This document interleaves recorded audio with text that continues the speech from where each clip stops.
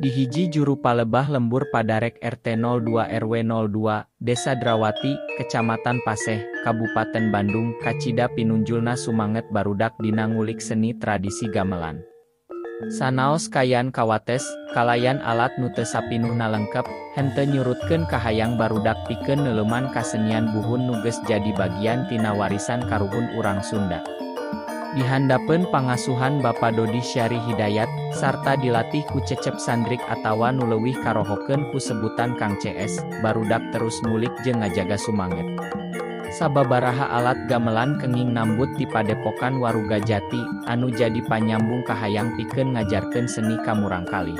Alhamdulillah dina danget ieu simkuring ngariung di ieu saung dina raraga ngamumule budaya Sunda, nya budaya seni Sunda anu gaduh tujuan supaya seni Sunda eta teh dina kahirupanana henteu ka silib atau henteu ka jati eleh ku junti.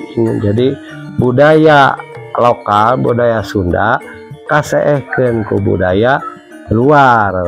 Dina mangsa kiwari, digital geus jadi bagian tina kahirupan sapopoe. Atuh simkuring atuh nuhun pisan kanggo kasadayana terutami kanggo ka generasi penerus barangkali anu di mana panginten parantos teuing kanggo latihan tapi mika cinta kanggo tradisi.